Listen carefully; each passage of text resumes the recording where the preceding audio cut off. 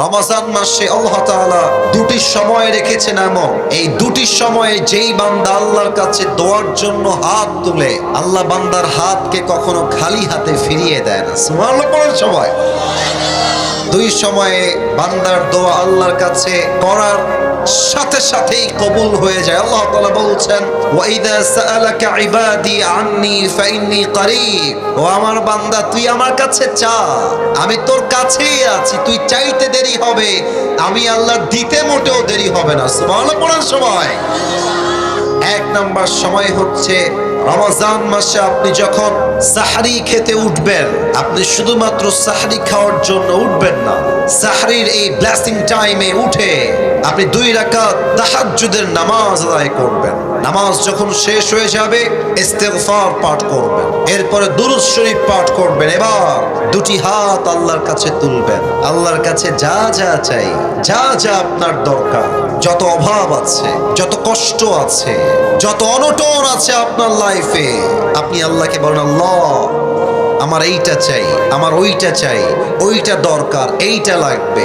সাহরির সময় উঠে যেই বান্দা আল্লাহর কাছে চাইতে পারে, আল্লাহর হাবিব বলেছেন সাহরির সময়ের কোন দোয়া, তাহাজ্জুদের জায়নামাজের কোন দোয়া আল্লাহ কখনো খালি হাতে ফিরিয়ে দেয় না। সুবহানাল্লাহ পড়ার সময় এক নাম্বার সাহরির সময় সকলেই 2 হাত তুলে আল্লাহর কাছে দোয়া করবেন। 2 হচ্ছে ইফতারের সময়, এটা বড় বরকতের সময়, এটা বড় অসাধারণ সময়। আমরা ইফতারের সময় বসে বসে অনেকে টাইম দেখে সময় নষ্ট করি, অনেকে ফেসবুকে টাইম লস্ট করি, অনেকে ইউটিউবে টাইম ওয়েস্ট করি। এটা বড় বরকতপূর্ণ সময়।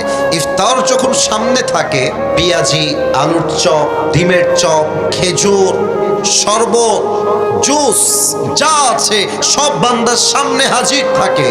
বান্দা চাইলে খাইতে পারে, বাট বান্দা হাত দিয়ে খায় না, চুপচাপ বসে থাকে। আল্লাহ তখন বলেন, ফেরেশতা আমার বান্দার সামনে এত খাবার রাখা আছে, আমার বান্দা খায় না কেন? আমার বান্দা জুস খায় না কেন? আমার বান্দা পেঁয়াজি খায় না কেন? ও তো চাইলে খাইতে পারে। ফেরেশতা বলে, আল্লাহ তোমার সকল বান্দারা তোমার জন্য রোজা রেখেছে, ওরা টাইম না আসে পর্যন্ত একটা লোকমা জিনিস তার মুখে দিবে না। তখন আল্লাহর রহমতের দরিয়া জোশ খেলে ওঠে। আল্লাহ বলে, আমার বান্দা কি চায়? শোনো ফেরেশতা, আমার বান্দা এখন যা চাইবে আমি আল্লাহ তার প্রত্যেকটা চাওয়াই কবুল করে নেব। এত আস্তে সুবহানাল্লাহ পড়লে তো হবে না, বলেন সবাই জোরে সোরে সুবহানাল্লাহ। ইফতারের সময় বান্দার মনটা অনেক নরম থাকে, বান্দা ক্ষুধার্ত থাকে, বান্দা পিপাসিত থাকে, বান্দা আল্লাহকে ভয় করে চুপচাপ বসে থাকে।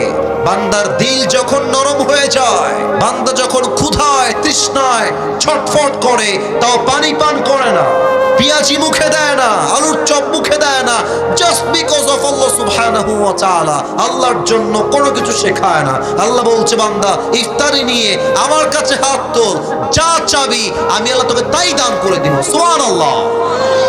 অতএব রমজান মাস সামনে আসছে, আমরা এই দুটি সময়ে যেন দোয়া মিস না করি। সবাই বলেন আওয়াজ করে ইনশাআল্লাহ। আল্লাহ আমাদের সকলের দোয়াকে তুমি কবুল করে নিও। পড়েন সবাই আমিন।